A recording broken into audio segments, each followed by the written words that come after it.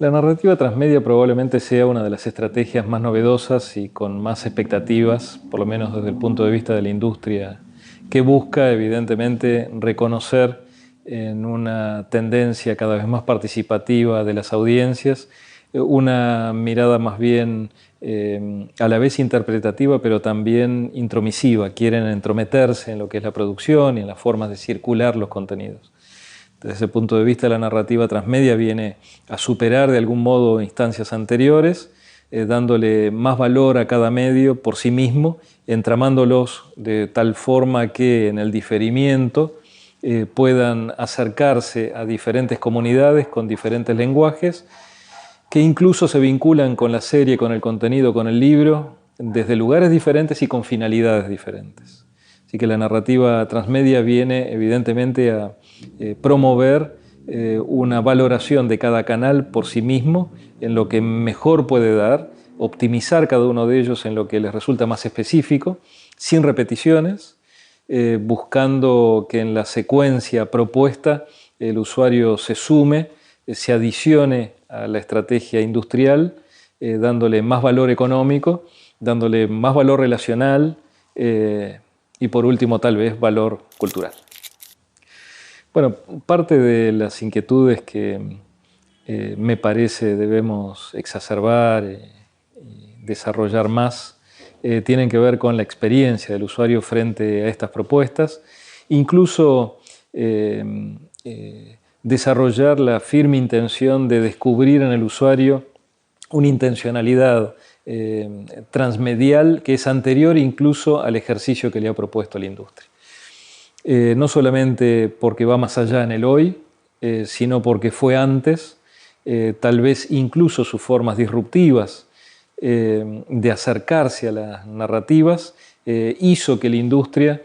superara las barreras que se había autoimpuesto en una sociedad del diferimiento, donde parte del flujo de caja implicaba distribuir en el tiempo el mismo contenido en diferentes ventanas, y que el usuario vino desde muy tempranamente a disrumpir, básicamente porque entendió mucho antes que la industria que la sociedad venía desarrollando comportamientos donde la inmediatez tendía a reemplazar el diferimiento. Una sociedad de la inmediatez, donde los comportamientos son exacerbados por la hiperconectividad,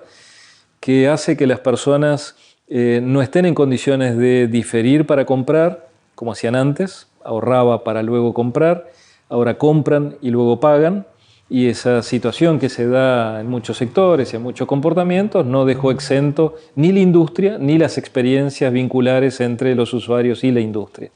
Y desde ese punto de vista las narrativas también se vieron enriquecidas, desarrolladas, expandidas, hipermedializadas por los propios usuarios, incluso en desconocimiento de la industria, que despierta no solamente tarde a la ubicuidad de los contenidos, una ubicuidad forzada por manteros y por prácticas en la frontera de la legalidad y la ilegalidad, y que terminaron siendo reconocidas tardíamente por la industria, que entendió el sentido de la ubicuidad, que intentó darle un valor económico, como lo hace actualmente, y en ese nuevo vínculo de los usuarios que desarrolla experiencias nuevas con la industria, pretende la industria extraer valor económico, mientras que el usuario busca en esa transmedialidad, en esa intertextualidad, en esa forma de entramar textos, lenguajes, narrativas, actores sociales, busca una experiencia diferente que venga en reemplazo de la linealidad, que le ofrezca una mirada no contemplativa.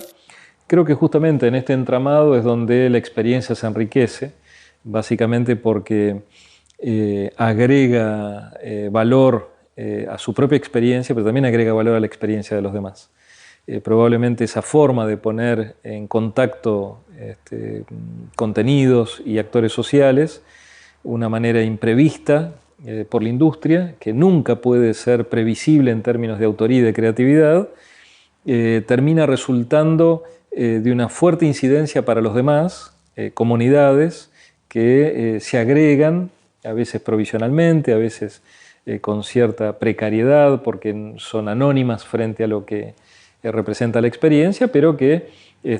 terminan adquiriendo más valor gracias justamente a estas remisiones, a estas formas de participar colectivamente en la interpretación de los hechos.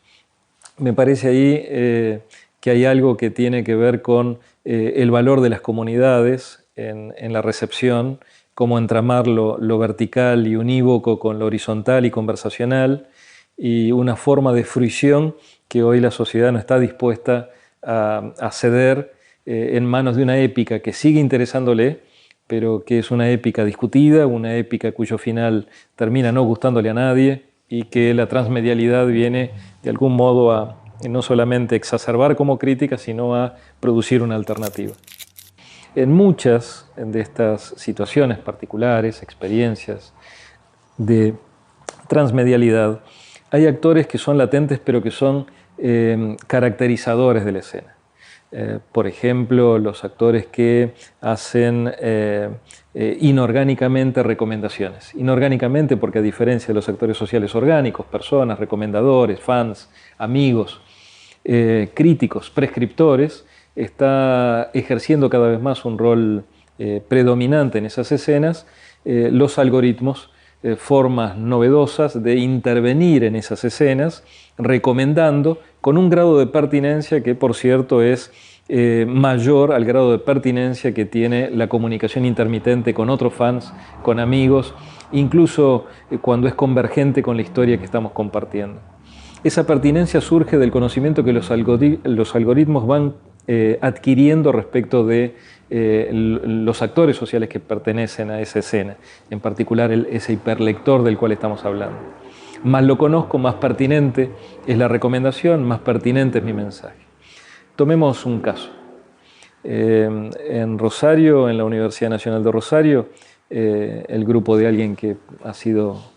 partícipe, ha tenido mucha participación en este evento y que participa de este diálogo, Fernando Irigaray, desarrolló una experiencia muy interesante de la cual participé en la idea, en la formulación de la idea general y en la conceptualización. Se llamó El regreso del hombre bestia. Una historia recuperada, una historia de un film, de esos films de cine fantástico de los años 30, cuya última lata había sido perdida en la historia y que recuperada dio lugar a un documedia y más tarde a la intención de nosotros de procurarle una nueva vida, una vida transmedial. Pensamos que la historia ameritaba la introducción de nuevos personajes y una apertura a la ciudad, de tal modo que pudiese intervenir, servirnos para intervenir la ciudad desde un lugar distinto, insertar la historia en una historia ciudadana aún vigente, esas fachadas de casas y edificios que en los años 30 ya existían y siguen existiendo en Rosario, que sirvieron para proyectar ahí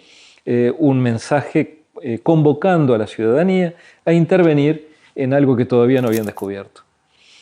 La experiencia me parece válida no solamente por la forma de convocar la participación,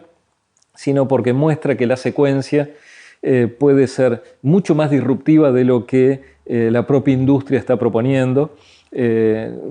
sugerente del punto de vista de la participación y de la transmedialidad, donde creo el usuario tiene mucha más experiencia que la propia industria para hablarnos, reconociendo que la industria ya no tiene capacidad para, con un final, atraer a todos por igual.